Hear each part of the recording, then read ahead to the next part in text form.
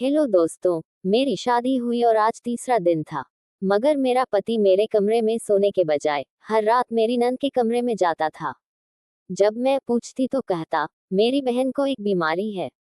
रात होते ही उसे दौरे पड़ते हैं और वह अपनी जान लेने की कोशिश करती है। एक रात अचानक मैं अपनी नंद के कमरे में गई और वहां जो देखा उससे मेरे पैरों तले जमीन खिसक गई। क्योंकि वहां तो मेरी नंद के साथ आज मेरी शादी थी और हर लड़की की तरह मेरे दिल में भी हजारों अरमान थे। मैं बस यही चाहती थी कि मेरा पति मुझसे बहुत प्यार करे, बहुत मोहब्बत करे और मुझे इज्जत दे। जब मैं पार्लर में दुल्हन बनकर तैयार हुई तो खुद को शीशे में देखकर खुद को पहचान ही नहीं पाई। दिल में बस यही ख्वाहिश थी कि आज मेरा पति मुझे पसंद करे और मुझे पूरी जिंदगी इज्जत, सम्मान और मोहब्बत के साथ रखे। पार्लर वाली ने जब मुझे पूरी तरह तैयार कर दिया तो बोली, आज तुम बहुत ही खूबसूरत लग रही हो। तुम्हारा पति तुम्हें देखते ही अपने होश खो देगा, तुम्हारा दीवाना हो जाएगा। ये सुनकर मैं शर्मा गई। मैं अपनी सहेलियों के साथ पार्लर से मैरिज हॉल की तरफ जा रही थी। तभी गाड़ी सिग्नल पर रुकी। टाइम पास करने के लिए मैंने इधर उधर देखना शुरू किया। तभी एक दृश्य देखकर मैं हैरान रह गई। हमारे साथ जो गाड़ी खड़ी थी उसमें एक लड़का और एक लड़की बैठे हुए थे। हैरत की बात ये नहीं थी कि वे साथ थे, बल्कि ये थी कि वो लड़की मेरी नंद थी। मेरी नंद को तो इस वक्त मैरिज हॉल में होना चाहिए था, क्योंकि मेरी माँ ने फोन करके बताया था कि बारात आ चुकी है। तो फिर वो इस समय यहाँ उस लड़के के साथ क्या कर रही है? और फिर ये लड़का कौन है? मेरी नंद ने उस वक्त जीन्स और शर्ट पहन रखी थी और जिस तरह से वो आराम से बैठी हुई थी उससे साफ लग रहा था कि शादी में आने का कोई इरादा नहीं था। मैं हैरान परेशान उसी गाड़ी की तरफ देख ही रही थी कि तभी सिग्नल खुल गया और मुझे लगा शायद मेरी नंद ने भी मुझे देख लिया है, क्योंकि वो गाड़ी तुरंत दूसरी दिशा में मुड़ गई। मैं बहुत परेशान हो गई थी, इन्हीं उलझनों में डूबी हुई। जब मैं वेन्यू पहुंची तो देखा कि बारात आ चुकी थी। पूरा मैरिज हॉल बारातियों से भरा हुआ था। शादी की रस्में शुरू हो चुकी थी। सारे वक्त मैं अपनी नंद को ही ढूंढती रही, मगर वह कहीं दिखाई नहीं दी। इसका मतलब साफ था, मेरी नजरों का धोखा नहीं था। मैंने सच में ही उसे देखा था। जब मेरी शादी हो गई तो मैंने अपने पति से कहा, आपकी बहन तो मुझे बधाई तक देने नहीं आई। राजन, मेरे पति हंसने लगा और बोला, अच्छा, मैं उसे ढूंढ कर लाता हूँ। यही कहीं मेहमानों में बैठी होगी। मुझे पूरा विश्वास था कि वो नहीं मिलेगी, मगर मेरी हैरानी की हद नहीं रही जब मैंने देखा कि राजन सच में उसे ढूंढ लाया। वह लड़की कोई और नहीं, मेरी वही नंद थी जो कुछ देर पहले तक उस लड़के के साथ गाड़ी में दिखी थी। उस वक्त वह एक सुंदर सा लहंगा पहने हुई थी, हाथों में मैचिंग चूड़ियां, पूरा मेकअप किया हुआ, जैसे कि कुछ हुआ ही न हो। मैंने उसे गौर से देखा। उसके हाव भाव, उसकी चाल, सब कुछ बहुत सामान्य लग रहा था। क्या ये वही लड़की थी जो कुछ ही घंटों पहले जीन्स शर्ट में गाड़ी में बैठी थी? मेरा दिल शक से भर चुका था, मगर वह वक्त ऐसा नहीं था कि मैं कोई सवाल कर पाती। इसलिए मुस्कुराकर उससे मिल ली, लेकिन अंदर ही अंदर मेरा शक और गहराता जा रहा था। जब विदाई की रस्म शुरू हुई तो मेरी नंद बोली, भैया, आप भाभी के साथ एक गाड़ी में चले जाइए, मैं दूसरी गाड़ी में चली जाऊंगी। उससे पहले कि वह दूसरी गाड़ी की तरफ जाती, मेरे पति ने उसका हाथ पकड़कर उसे हमारे साथ ही बिठा लिया और बोले, तुम जानती हो ना, मैं तुम्हारे बिना एक मिनट भी नहीं रह सकता। अगर तुम दूर हो जाती हो तो मुझे तुम्हारी बहुत चिंता होती है। मेरी नंद मुस्कुराते हुए गाड़ी में बैठ गई। मैं उन दोनों की आंखों में दिखती उस खास सी बॉन्डिंग को समझने की कोशिश कर रही थी, लेकिन मैं नाकाम रही। जब हम घर पहुंचे तो मेरी नंद मुझे एक कमरे में छोड़ने आई। मुझे बेड पर बिठाकर बोली, भाभी, आज रात भाई को इस कमरे से बाहर मत निकलने देना, वरना पछताओगी। उसकी ये अजीब सी बात सुनकर मैं दंग रह गई। कुछ बोल नहीं पाई, बस चुप रही। मैंने सोचा, शायद इसका दिमाग ठीक नहीं है। भला शादी की पहली रात कोई पति अपनी पत्नी को छोड़कर कहाँ जाएगा? वो मुझे अजीब नजरों से देखती हुई चली गई। मैं थोड़ा डर गई थी, मगर मन में यही सोचकर खुद को समझाया कि हो सकता है इसकी मानसिक स्थिति ठीक ना हो। थोड़ी देर बाद मेरा पति राजन कमरे में आया। वो बहुत जल्दी में था। आते ही अलमारी से एक डिब्बी निकाली और मुझे देखकर बोला, तुम्हारी मुंह दिखाई का गिफ्ट है। मैं अभी जा रहा हूँ, सुबह बात करते हैं। ये कहकर वो कमरे से चला गया। मैं वही सदमे की हालत में बैठी रह गई। सब कुछ बहुत जल्दी जल्दी हो गया था। मुझे कुछ समझ में ही नहीं आ रहा था। यहाँ तक कि मुझे कुछ खाने तक का मौका नहीं मिला था। तभी अचानक मेरी नंद की वो बात याद आई, भाभी, आज भाई को बाहर मत जाने देना, वरना पछताओगी। अब मुझे उसकी बात का मतलब समझ आने लगा था। उसे पहले से पता था कि आज की रात भी मेरा पति मेरे साथ नहीं रहेगा। क्या ये सब सिर्फ बीमारी की वजह से हो रहा है, या फिर कुछ और? ये सारे सवाल मेरे दिमाग में घूमने लगे, और मुझे किसी बात की ठोस जानकारी भी नहीं थी। इस परिवार को तो मैं ठीक से जानती भी नहीं थी, न अपनी नंद को। सिर्फ 2-4 मुलाकातें हुई थी उससे, और उन चंद मुलाकातों में भी मैं उसे पूरी तरह समझ नहीं पाई थी। दूसरी तरफ मेरा पति राजन था। आज सुहागरात थी। उसे तो मेरे पास होना चाहिए था। मुझसे प्यार की बातें करनी चाहिए थी। मगर वो तो मुझे छोड़कर कहीं और चला गया। यह शादी मेरी दूर की मौसी ने तय करवाई थी। मेरी माँ चाहती थी कि मेरी शादी ऐसे घर में हो, जहाँ सास ससुर का झंझट न हो। माँ को जॉइंट फैमिली से बहुत डर लगता था, क्योंकि उन्होंने खुद अपनी शादीशुदा जिंदगी 20 साल तक एक जॉइंट फैमिली में गुजारी थी, जहाँ रोज लड़ाई झगड़े होते रहते थे। दादी, ताए और चाचा ने उनकी जिंदगी नर्क बना दी थी। हम जितने साल उस जॉइंट फैमिली में रहे, हमें कभी सुकून नहीं मिला। कभी दादी बहस करती, तो कभी चाचा बात बात पर झगड़ने लगते। छोटी छोटी बातों में पूरा घर सिर पर उठा लेते। इन सब से तंग आकर मेरे मामा ने मेरे पापा से कहा कि अब अलग घर लेकर रहो। लेकिन पापा अपनों से अलग नहीं होना चाहते थे। यहाँ तक कि एक दिन उन्होंने खुद ही हमें घर से निकालने का फैसला कर लिया। उसी दिन मेरी बड़ी बहन के लिए रिश्ता देखने कुछ लोग आए थे। चाचा और ताई को ये बात पसंद नहीं आई। उन्होंने जानबूझकर घर में लड़ाई शुरू कर दी, और ऊंची आवाज में मेरी बहन पर झूठे इल्जाम लगाने लगे। जो लोग रिश्ता देखने आए थे, वे बहुत अच्छे और शरीफ लोग थे। मगर उन्होंने ये कहकर रिश्ता मना कर दिया कि उन्हें हमारे घर का माहौल पसंद नहीं आया। उसी दिन मेरे पापा को एहसास हुआ कि अब अलग होना ही बेहतर है। हम लोग एक किराए के मकान में शिफ्ट हो गए। कुछ समय बाद मेरी बड़ी बहन की शादी हुई, लेकिन उसकी शादी भी एक बड़े परिवार में हुई थी। बेचारी हमेशा अपने ससुराल की शिकायतें करती और रोती रहती। तभी मेरी माँ ने ठान लिया कि मेरी शादी किसी छोटे परिवार में ही करेगी, जहाँ लड़का अकेला हो, ताकि उनकी बेटी राज कर सके। पापा ने समझाने की कोशिश की थी, अकेले लड़के पर इतना भरोसा मत करो। जब परिवार होता है, तो लड़का थोड़ा कंट्रोल में रहता है।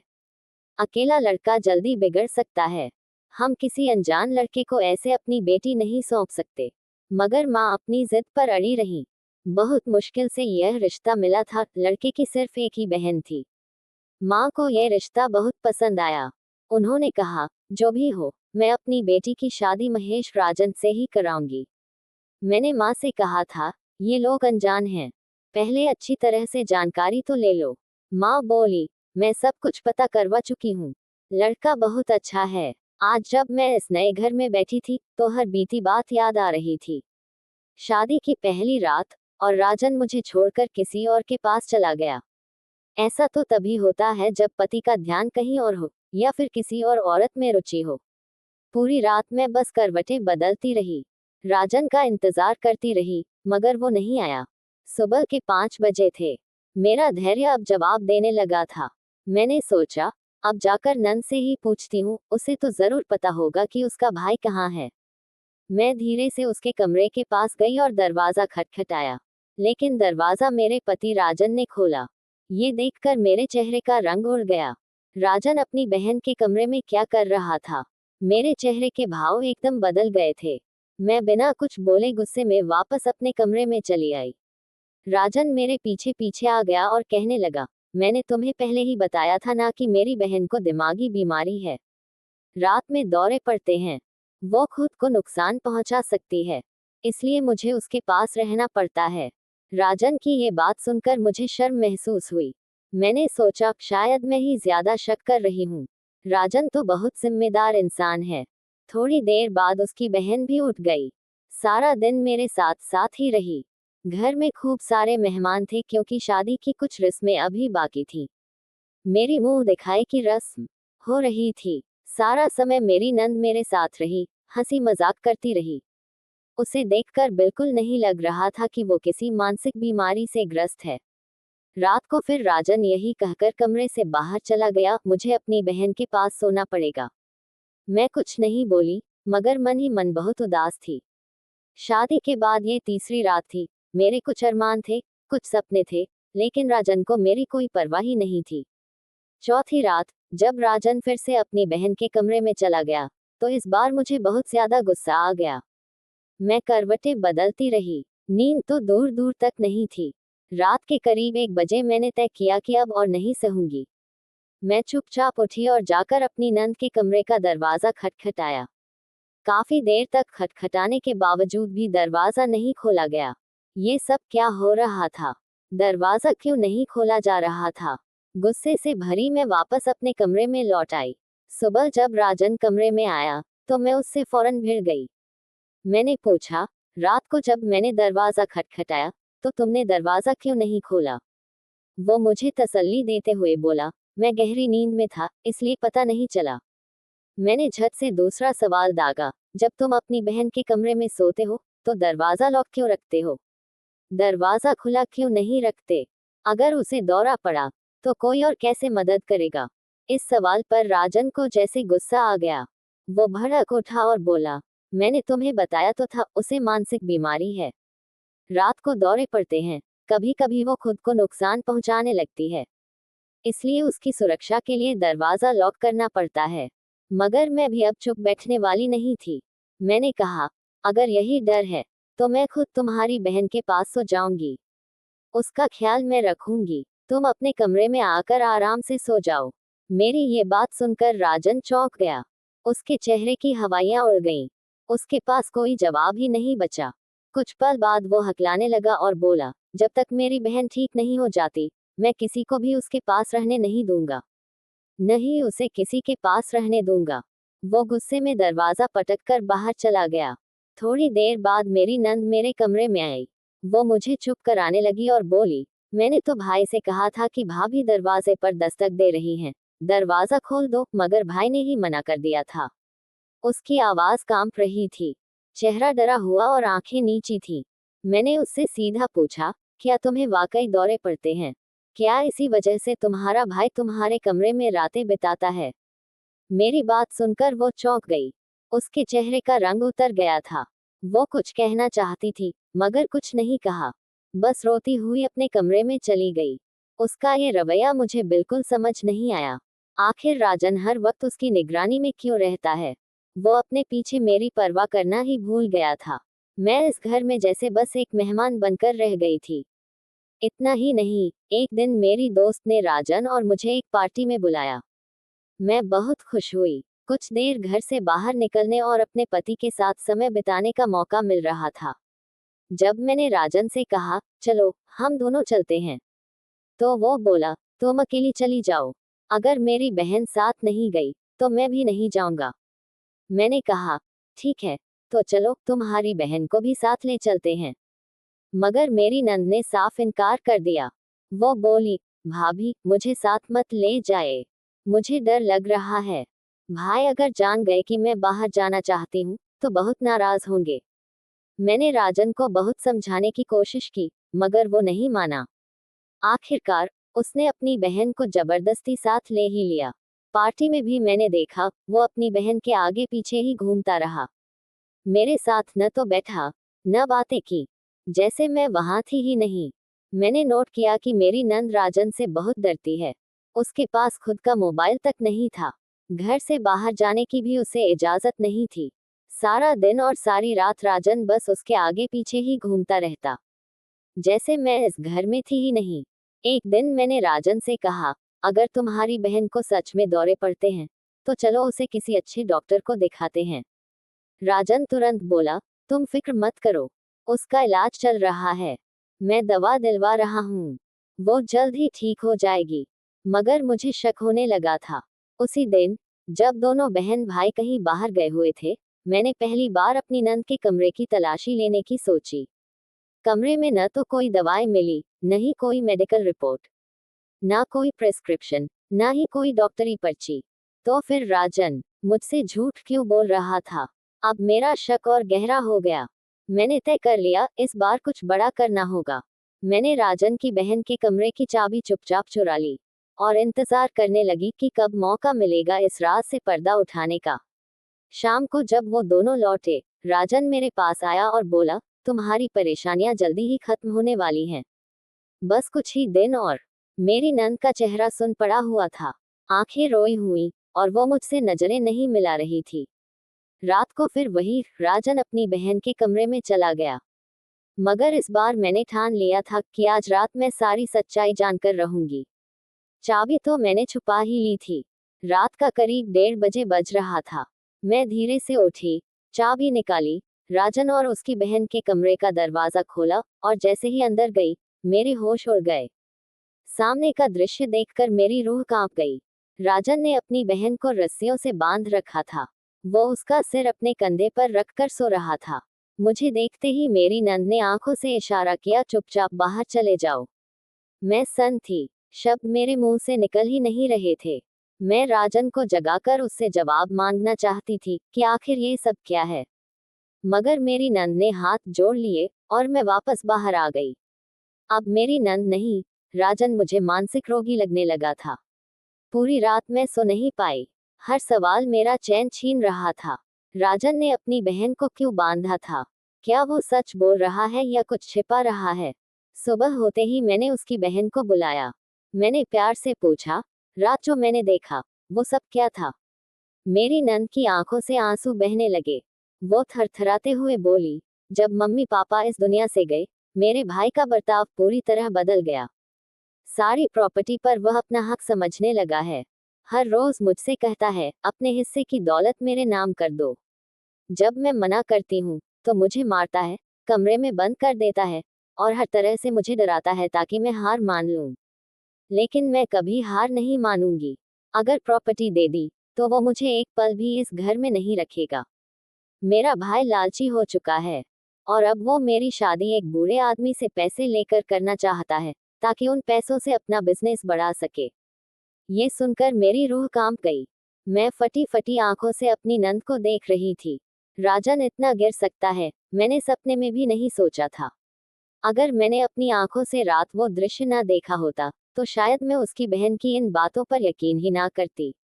अब मेरी नंद मुझसे लिपट कर रो रही थी, भाभी, मुझे इस घर से निकाल दो, नहीं तो मेरा भाई मुझे मार देगा। मैं आपके सामने हाथ जोड़ती हूँ, मेरी जान बचा लो। मैं चुप थी, कुछ कह नहीं पा रही थी।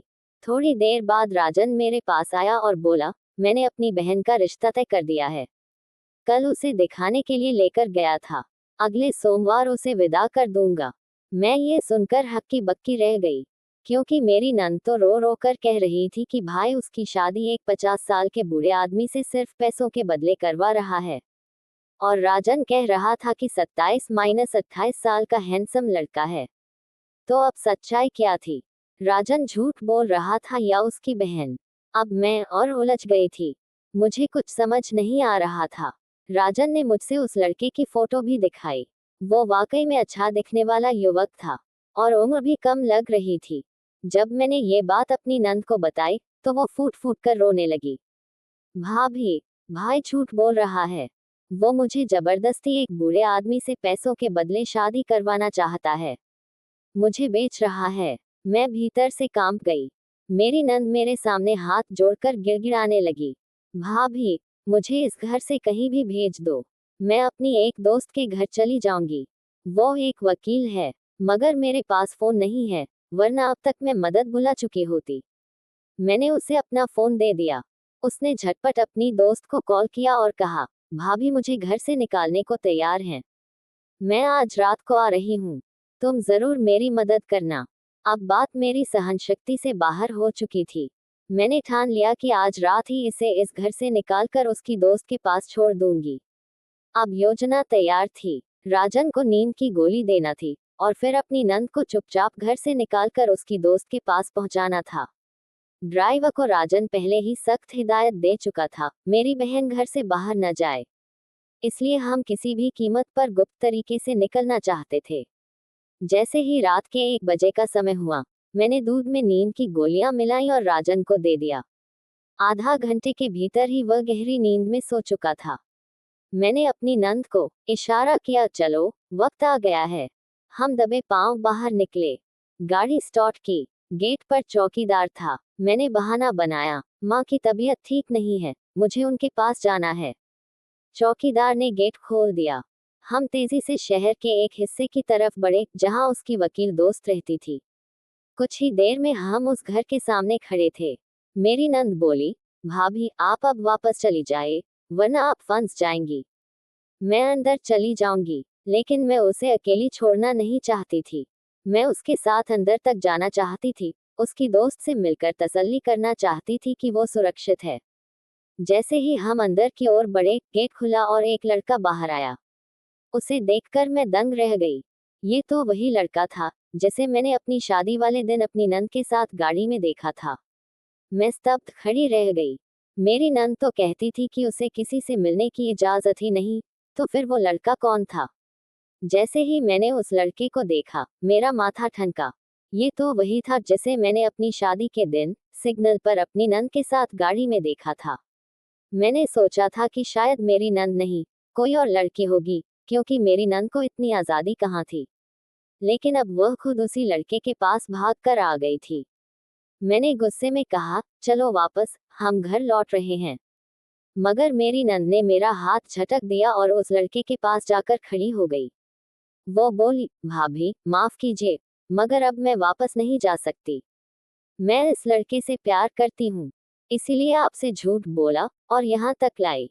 मैं हैरान थी। अब वो लड़का मेरी तरफ बढ़ा, एक शातिर हंसी के साथ बोला, मगर मुझे तो तुम्हारी भाभी पसंद आ गई है। अब तो डबल मजा आएगा, एक के साथ एक फ्री। मैं सन रह गई, मेरी नंद भी चौंक गई थी। उस लड़के की ये असलियत उसे भी नहीं पता थी। वो गुस्से में उसकी तरफ बढ़ी और एक जोरदार थप्पड़ जड़ दिया। धोखेबाज, तूने मुझे धोखा दिया। मैंने अपने भाई को छोड़ दिया, जिसने मुझे बचाकर रखा, और तेरे जैसे कमीने पर भरोसा कर लिया। लड़के ने गुस्से में अपने दो और दोस्तों को बुला लिया। अब मैं और मेरी नंद दोनों खतरे में थी। हम दोनों को अंदर खींचने की कोशिश की जा रही थी, लेकिन तभी पुलिस की गाड़ी के सायरन की आवाज सुनाई दी, और साथ ही मेरे पति राजन भी पुलिस के साथ वहां पहुंच गया।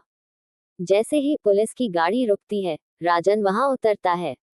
मुझे देखकर वह भागता है और सीधा मेरी तरफ आता है। मैं हैरान थी, जिसे मैंने नींद की गोलियां दी थी, वो यहाँ कैसे पहुंचा?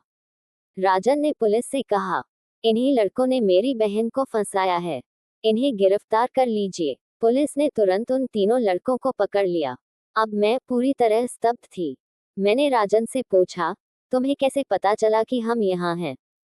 और तुम तो नींद की गोली पीकर सो चुके थे ना? राजन ने गहरी सांस ली और कहा, मैंने वो दूध नहीं पिया था। जब मैंने तुम्हें और अपनी बहन को बात करते सुना, तभी मुझे शक हो गया था। मैंने वो दूध फेंक दिया और तुम्हारा पीछा किया। मुझे पता था कि कुछ गड़बड़ होने वाली है, इसलिए मैं पहले से ही पुलिस को साथ लेकर चल पड़ा। अब मैं चुप थी, एकदम शांत। राजन ने मेरी तरफ देखा और कहा, मेरी बहन इस लड़के के प्यार में फंस गई थी। जब मैंने उसकी असलियत पता की, तो जान गया कि वह एक धोखेबाज, औरतों को फंसाने वाला गंदा आदमी है। इसलिए मैंने अपनी बहन को उससे बचाने की कोशिश की, लेकिन वो मेरी बात नहीं मान रही थी। इसीलिए मैंने उसे घर में बंद कर दिया था, ताकि वो दोबारा भाग न जाए। अब मेरी नंद, जो अभी कुछ देर पहले तक मुझे दोष दे रही थी, फूट फूट कर रो रही थी। वो राजन के पास गई, उसके पैरों में गिर पड़ी और कहा, भैया मुझे माफ कर दो। मैं तुम्हारे खिलाफ हो गई थी, उस लड़के के प्यार में अंधी हो गई थी। उसने मुझे भटकाया, तुम तो मेरे सच्चे रक्षक निकले। मैं भी रो रही थी। राजन ने अपनी बहन को उठाया, गले लगाया और कहा, चलो घर चलते हैं। हम सब वापस घर लौट आए। घर में अब सन्नाटा था, लेकिन दिल में एक सुकून भी था, क्योंकि मेरी नंद अब सुरक्षित थी और सच्चाई भी सामने आ चुकी थी। कुछ दिन बाद राजन ने अपनी बहन के लिए एक अच्छे लड़के का रिश्ता तय किया, जो पढ़ा लिखा, समझदार और जिम्मेदार था। शादी सादगी से हुई। मेरी नंद आज अपने घर में खुश है। शादी के बाद जब उसने मुझे गले लगाया, तो बस एक ही बात कही, भाभी आपने मेरी जान बचा ली। अगर आप ना होती, तो शायद मैं आज जिंदा भी ना होती। मैं भावुक हो गई। उधर राजन अब मुझे और भी इज्जत देने लगा। उसने कहा, मैंने तुम्हें परखा, तुम्हारे फैसले देखे, तुम्हारी नीयत देखी, और आज गर्व होता है कि मेरी पत्नी सिर्फ सुंदर ही नहीं, बहादुर भी है। आज मैं और राजन एक दूसरे को पूरा समझ चुके हैं। मेरे लिए यह शादी अब सिर्फ एक रिश्ता नहीं, एक भाग्य का वरदान है।